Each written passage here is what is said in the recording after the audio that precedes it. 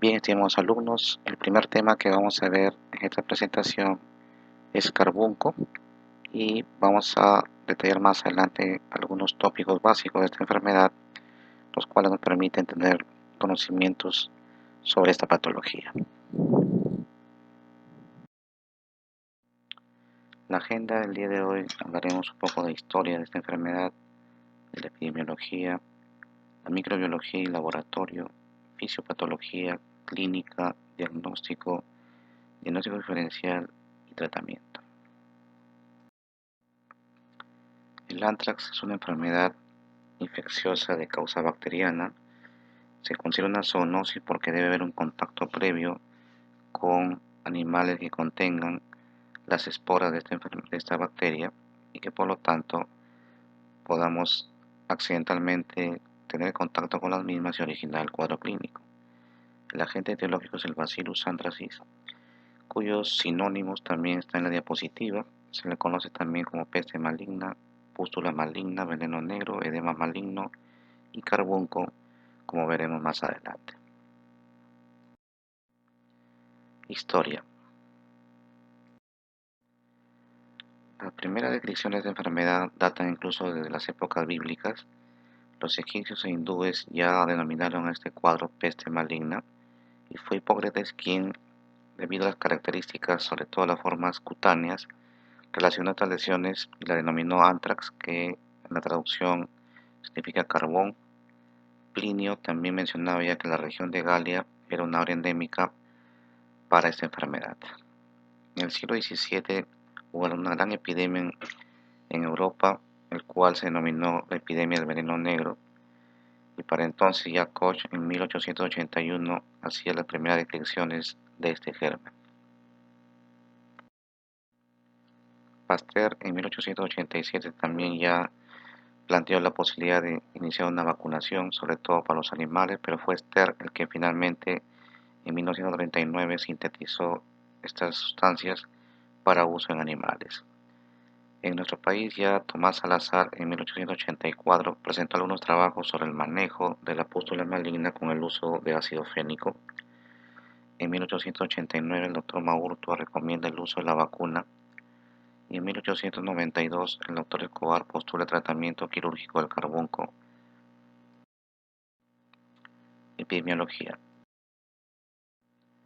Es una infección que durante muchos años se habló muy poco debido a la escasa frecuencia de los casos reportados a nivel mundial, con excepción de algunos países, sobre todo de África, que reportan casos durante todo el año.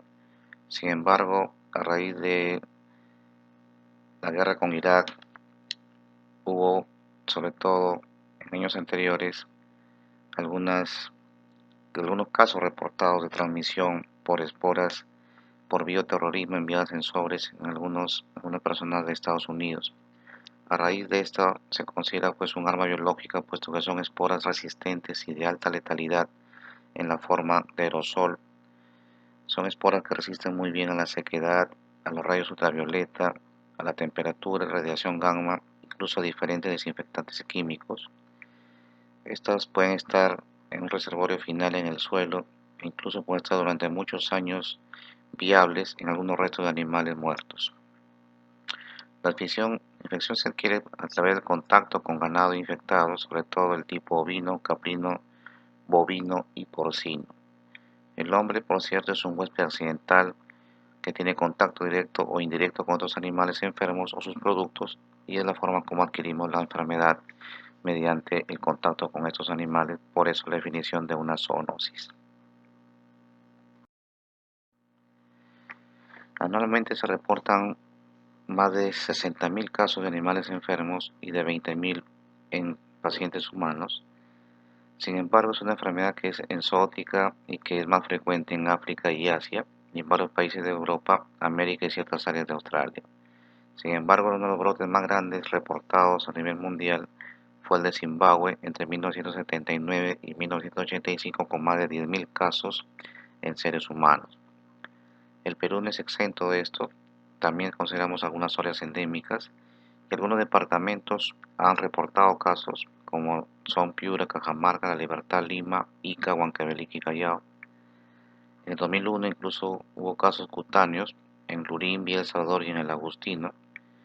Sobre todo estos casos fueron pacientes que tuvieron algún tipo de contacto en ambiente agrícola o industrial donde se procesen algunos derivados de estos ganados.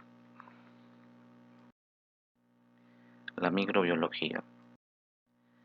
Ahí en la diapositiva podemos ver una foto de Bacillus anthracis, que es una bacteria aeróbica gram positiva, esporulada y no móvil, cuyas medidas van de 4 a 8 micrómetros por 1 a 1.5 micrómetros, que tienen una forma rectangular pero con los extremos cóncavos.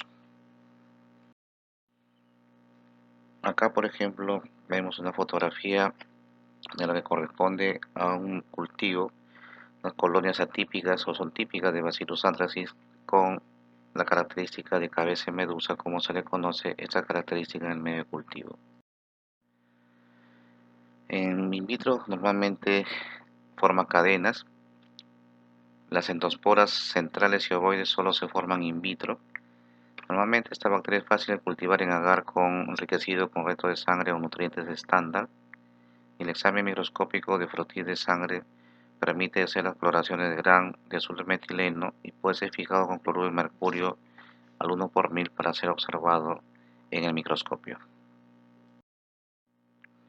En estas fotografías de microscopía de barrido podemos ver estas bacterias en forma de bastoncillos o en cadenas y las esporas que están teñidas más intensamente en la forma, como habíamos mencionado, rectangulares pero con los bordes redondeados. Acá también una imagen de los medios de cultivo. Al lado izquierdo se ve unos extremos alargados que se conoce como cola de cometa, y en el lado derecho podemos observar acá que esos cultivos, cuando se tratan de alguna manera eliminar o sacar de los medios de cultivo, tienden a tener una adherencia importante al mismo, por lo cual se le conoce como una característica de huevo batido. Para hacer el diagnóstico existen varias técnicas de laboratorio. Por ejemplo, la titulación de anticuerpos séricos contra el antígeno capsular y componente de las toxinas mediante la técnica de ELISA tiene una sensibilidad importante de 72%, cuando se usa antígenos capsulares hasta el 100% incluso, pero cuando usamos factor letal y el factor edema podemos encontrar una sensibilidad mucho menor. El Western blot aumenta la especificidad, pero es una técnica que de repente no está disponible en todos los establecimientos de salud. La microhemaglutinación indirecta se puede utilizar, pero tiene una baja reproducibilidad, por lo que no se recomienda como diagnóstico de rutina. También se puede ver valoración de la respuesta celular a la antracina a la cuarta semana en un 99%. Se puede hacer inmunodetección de exotoxinas en sangre. Se puede utilizar reacción en cadena polimerasa y algunas técnicas también para la presencia de plásmidos, pero repito, son técnicas poco accesibles para poder hacer el diagnóstico definitivo de esta infección. En todo caso, la identificación del germen es relativamente fácil de realizar, y aquí podemos mencionar, por ejemplo, las pruebas bioquímicas que había mencionado anteriormente. Tener en cuenta que son gérmenes capsulados, que no tienen movilidad, son positivos a la catalasa, son susceptibles a la penicilina y producción de endosporas aerobias in vitro.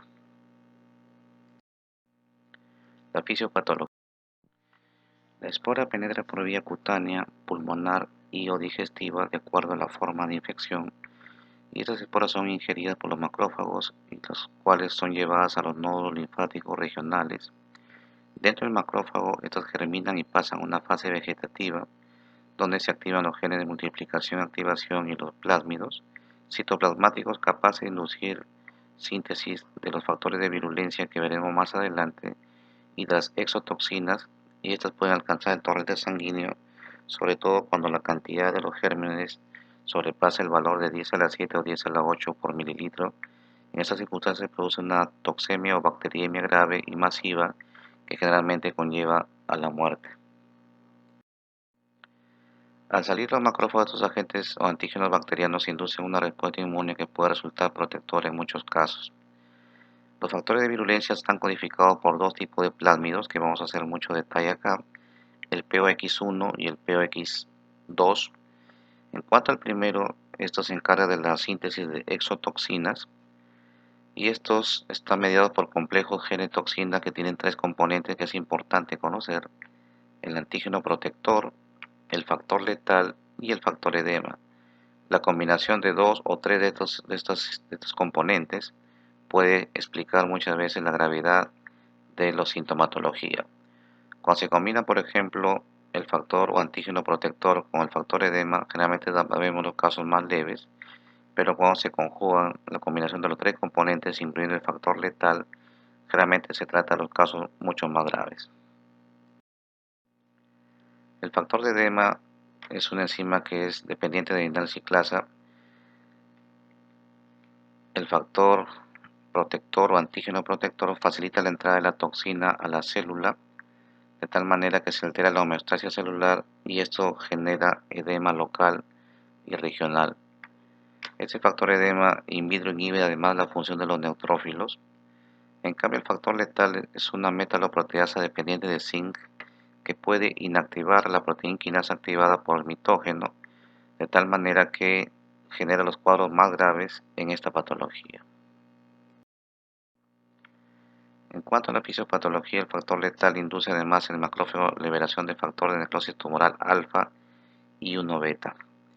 En cambio, el POX2 codifica tres genes de la cápsula de poliglutamato que generan las exotoxinas denominadas CAC-A, CAC-B y CAC-C.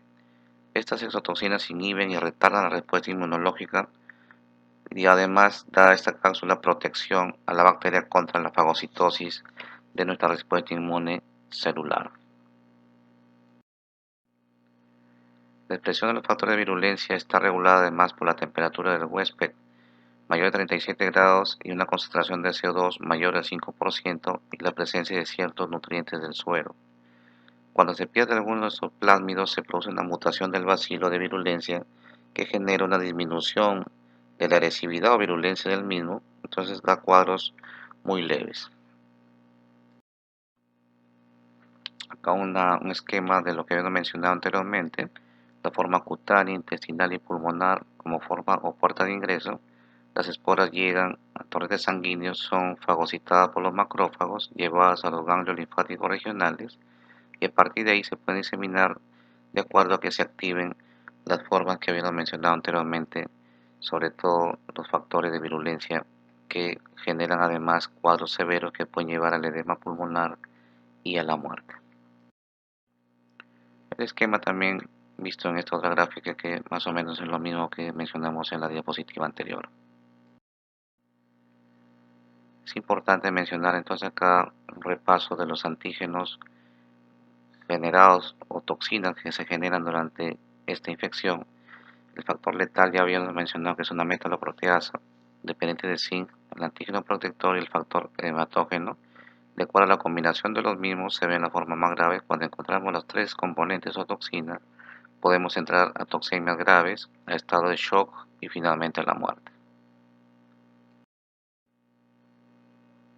Nuevamente el esquema acá para diferenciar la frecuencia con que se da cada uno de estos tipos de infecciones. La presentación cutánea es en la mayoría de los casos el 95%, los pulmones cercanos al 5% y extremadamente rara la presentación de puerta de entrada a nivel gastrointestinal.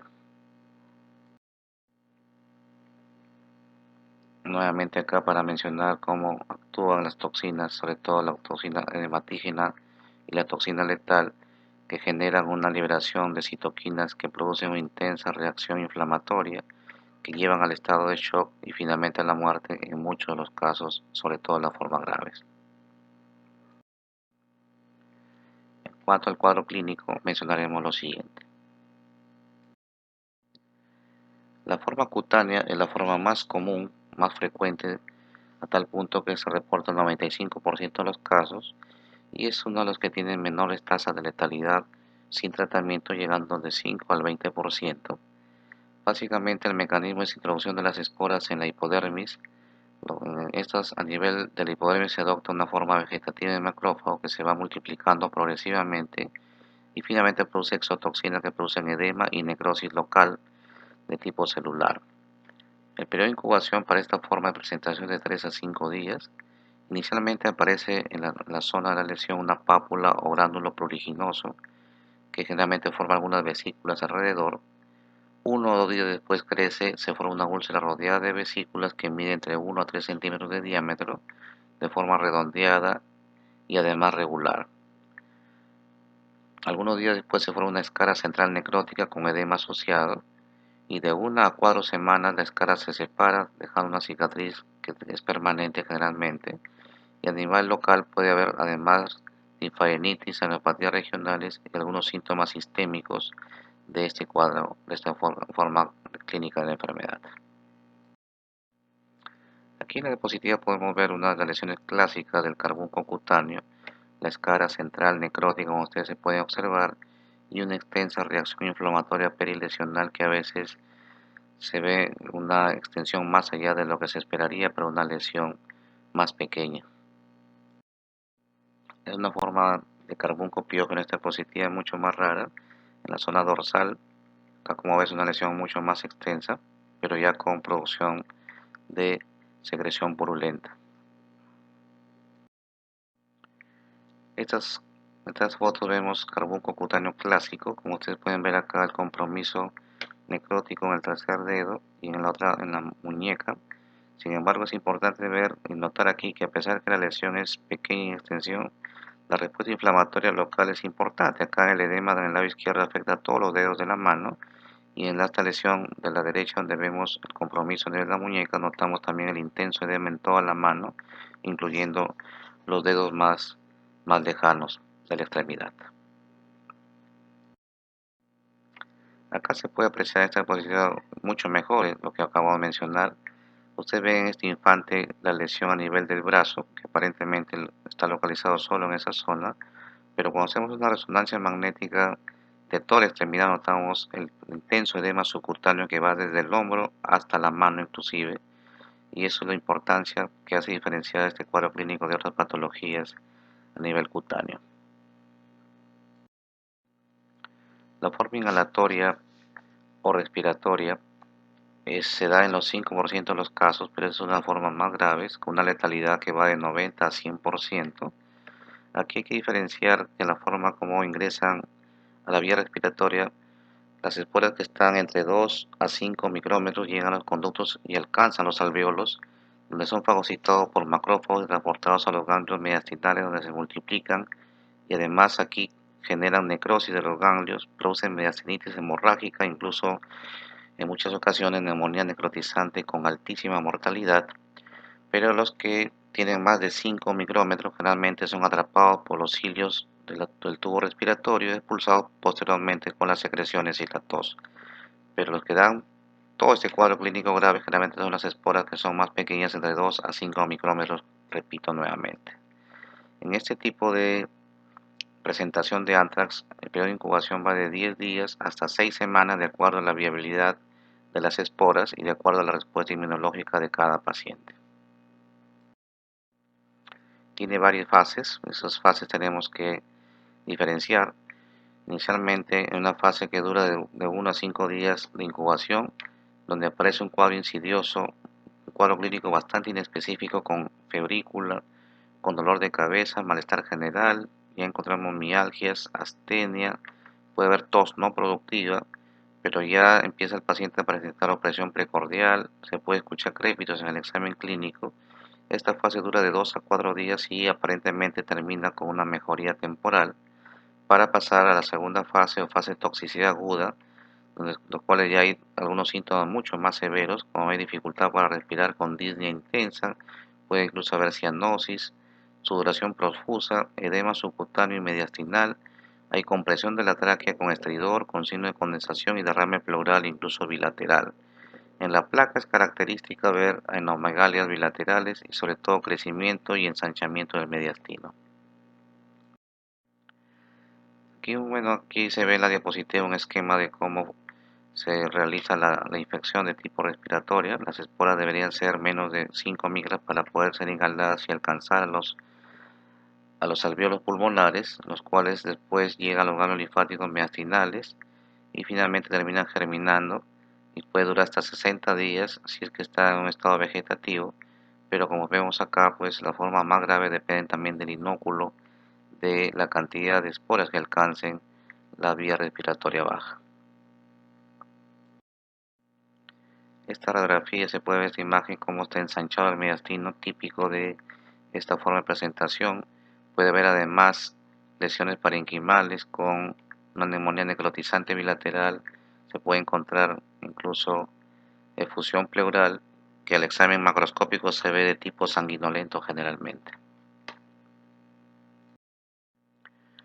Una foto donde vemos una fotografía del alvéolo pulmonar donde se detectan fácilmente las bacterias. Y la forma de antrax gastrointestinal, que es la forma mucho más rara, la tasa de letalidad va alrededor del 50%. Los bacilos se multiplican en la orofaringe, son absorbidos en el intestino y llevados por los nodos linfáticos del mesenterio. El periodo de incubación después de la ingestión va de 2 a 5 días. Normalmente aquí se puede ver ya en clínica netamente el tubo digestivo con náuseas y vómitos, anorexia, se puede ver fiebre, un dolor abdominal agudo, progresivo, que a veces llega incluso al abdomen agudo quirúrgico, con vómitos intensos que van cambiando de color progresivamente, inicialmente amarillentos, rojos y negros, e incluso puede acompañarse de diarrea sanguinolenta. Este cuadro clínico, de acuerdo a la severidad, puede ir de 1 a 5 días. Eso en la forma abdominal. Cuando inicialmente afecta la orofaringe, podemos encontrar patología de la parte digestiva alta, como por ejemplo encontramos edema y necrosis a nivel cervical, hay una intensa odinofagia, disfagia para líquidos y sólidos, fiebre, adenopatías y signo de toxemia evidente. Las lesiones son semejantes a la cutánea en la cavidad oral, paladar y también puede haber compromiso de las amígdalas. Hay una fotografía donde podemos ver el compromiso con un grado de necrosis del tubo digestivo, parte del intestino ya necrosado en esta fotografía. Y acá se puede con mucho más claridad en un paciente ya que se hace diagnóstico post-mortem, donde vemos una porción importante de la zona del ciego e ilio terminal, una zona del intestino con evidentes signos de necrosis típicos de esta forma de presentación. Existe una forma muchísimo más rara que es el antrax del sistema nervioso central. En el menos del 5% de los casos se da esta forma. Realmente se asocia a una diseminación de las formas viscerales anteriores. En el compromiso cutáneo, la MEC puede aparecer más o menos con una mortalidad del 95%. Aparece malestar general en este cuadro clínico, con cefalea intensa, con mareos, fiebre, anorexia, vómitos, existen convulsiones muchas veces precoces, trastorno en la conciencia, puede evidenciarse trismus como manifestación frecuente. Aquí la evolución es rápida, es tórpida, con coma instalación rápida y la muerte sobreviene de 2 a 4 días, incluso antes de que se haga el diagnóstico definitivo. Podemos ver acá una imagen donde se ve una intensa zona necrótica cerebral y en el lado derecho también una pieza de estudio post-mortem de un cerebro que tiene unas grandes zonas de necrosis difusas en un paciente fallecido por meningoencefalitis hemorrágica por antrax bacteriémico. Diagnóstico. El diagnóstico es importante cuando tenemos la sospecha clínica. Importantísimo también el tema de la epidemiología, si había antecedentes de contacto con ganado. En cuanto al consumo personal que trabaja con ganado, es importante también sospechar. Los exámenes auxiliares que vamos a mencionar anteriormente, la bacteriología es importante poder aislar la bacteria y finalmente se puede hacer biopsia de las lesiones para poder tener un diagnóstico definitivo. En cuanto al diagnóstico diferencial, mencionaremos lo siguiente. Cuando hablamos de la forma cutánea, puede confundirse muchas veces las lesiones a la linfadenititis dolorosa, a tuberculosis, al ectima gangrenoso, tularemia, peste bubónica, úlcera de Buruli, incluso la fiebre por mordedura de rata. También se puede confundir muchas veces con las lesiones causadas por mordeduras de arañas. La diferencia está en que estas lesiones generalmente no son dolorosas, en cambio en las zonas o las lesiones originadas por mordeduras de araña son lesiones dolorosas y la región o la respuesta inflamatoria, el edema que se ve en el carbunco cutáneo es mucho más intensa que en la originada por las mordeduras de araña. En la forma pulmonar mediastinal se puede confundir con mediastinitis bacteriana aguda, con tularemia, con peste neumónica, con citacosis, neumonías atípicas por micoplasma, con legionela, fiebre Q, las infecciones por hongos o micosis profundas como histoplasmosis, coccidiomicosis y la tuberculosis pulmonar, que siempre está en el diagnóstico diferencial. Algunos procesos no microbianos también pueden simular esta forma pulmonar mediastinal, como el síndrome de vena cava superior o la ruptura de un aneurisma aórtico también podría confundir con esta forma de presentación. Tratamiento. Importante mencionar que Bacillus anthracis es sensible a muchos antibióticos, todavía una importante cantidad de cepas sensibles a las penicilinas.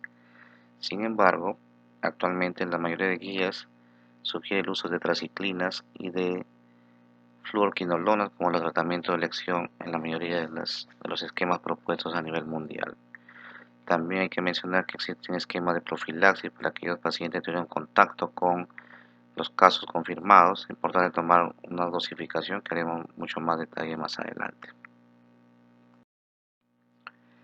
Los corticoides sistémicos se indican sobre todo en la forma meningoencefálica para disminuir la intensa respuesta inflamatoria que se observa en la zona, en el tejido local, y cuando hay edema cervical extenso, que donde haya se puede incluso ver riesgos de obstrucción de la vía respiratoria alta.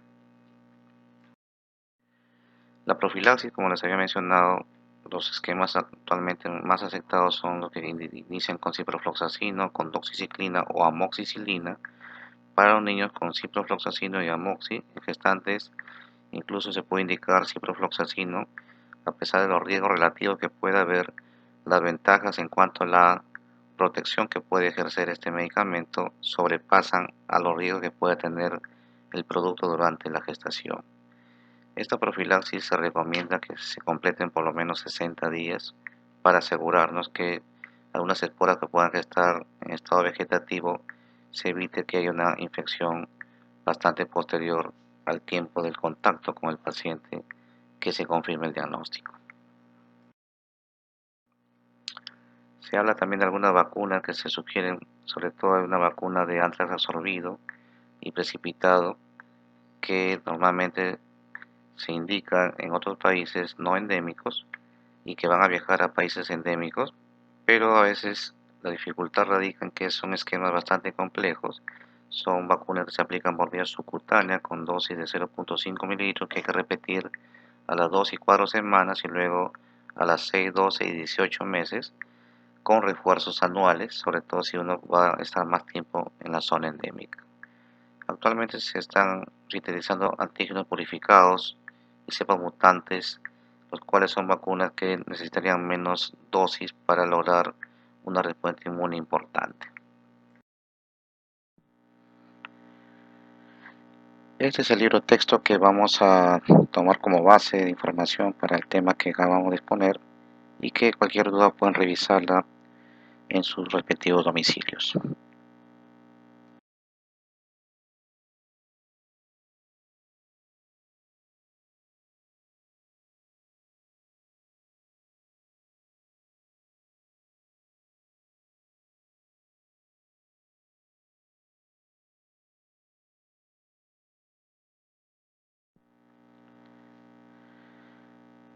Bien, estimados alumnos, el último tema que vamos a tratar en esta clase es botulismo, lo cual vamos a hacer referencia en la siguiente diapositiva con respecto a esta patología poco conocida, pero que se manifiesta con mucha frecuencia en algunas partes del mundo. En la agenda de hoy vamos a tratar lo que se refiere a epidemiología, estudiar los reservorios, susceptibilidad y transmisión, etiopatogenia clínica, diagnóstico diferencial y tratamiento.